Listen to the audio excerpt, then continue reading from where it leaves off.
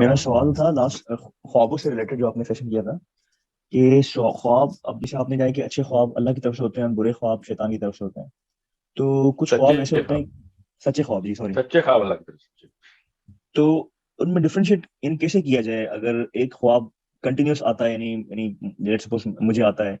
کافی سالوں سے آ رہا ہے، تو وہ یعنی ایک ڈراؤنا خواب ہے، سوچیں فار ایگزامپل، تو وہ کہ وہ کوئی اللہ کی طرف سے کوئی آ رہا ہے یا پھر وہ شیطان کی طرف سے آ رہا ہے، تو ڈفرینشیٹ ہم کیسے کریں کہ ایک اچھا خواب یا سچا خواب، اور ایک کیونکہ سچے خواب میں بھی آپ کو نشانی ہو سکتی ہے کہ بھی آپ کے لیے بڑی پریشانی آ رہی ہے، اور دوسرا ایک چھوٹا سا یہ ڈر تھا۔ کا اچھا جی بتائیں۔ جو ڈر کا کانسیپٹ ہے وہ دنیا کے چھوٹ جانے سے ہے، اللہ تعالیٰ کے ہاں کسی بھی جگہ پہ ڈر کا کانسیپٹ نہیں ہے نا۔ سو جب ڈر کا کانسیپٹ آئے گا نا تو آپ کو سمجھ دیکھیں، الہامی خوابوں میں نا جو مرضی کچھ ہو رہا ہو آپ سکینہ کی فیلنگ میں ہوتے، یہ نشانی ہے الہامی خواب کی، آپ کو سکینہ کی فیلنگ ہوتی،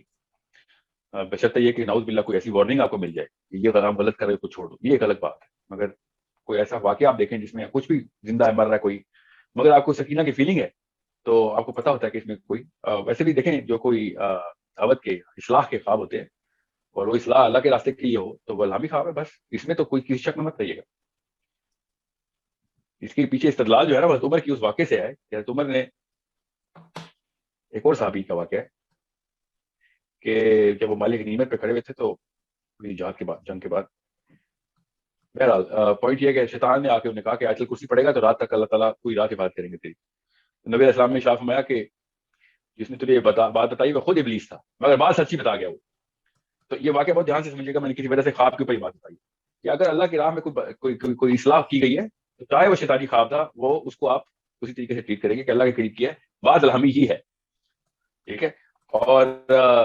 کوئی اور طریقے سے اگر آپ کی اصلاح اور آپ کو اللہ تعالیٰ کے دین کے اوپر لے کے آ رہی ہے کوئی چیز، تو وہ اس میں کسی قسم کا تردد نہیں ہے، چاہے وہ زندگی ہو، کوئی مر گیا، کوئی پیدا ہو گیا، کوئی آپ مر گئے، کچھ بھی آپ سمجھ لیں، کوئی برا واقعہ نہ تھا، مگر آپ کو اصلاحی میسج ہے اس کے اندر۔ تو اتنا بڑا واقعہ کہ امام شافعی رحمۃ اللہ نے کہا کہ نبی علیہ السلام کی زیارت ہو اور اگر وہ ایسا حکم دیں کہ جو شریعت کے خلاف ہو تو آپ نے وہ کام نہیں کرنا، خواب میں اگر زیارت ہو۔ یہ فتویٰ ان کا اپنا ہے، ان کے دور میں واقع ہوا تھا، تاکہ آپ کو پتہ چلے کہ خواب کی تعبیر کسی اور طریقے سے دیکھنی ہے، اصلاح ہے تو الہامی ہے، نہیں ہے تو کوئی بات نہیں، چاہے وہ الہامی ہے چاہے وہ نہیں ہے، اسے فرق نہیں پڑتا، اسے کوئی فرق نہیں پڑتا نا۔ اصلاح دیکھیں آپ کی اصلاح ہو رہی ہے دین کے تقاضوں کے اوپر، ان کرینوں کے اوپر اصلاح کوئی ایلیمنٹ ہے کہ نہیں۔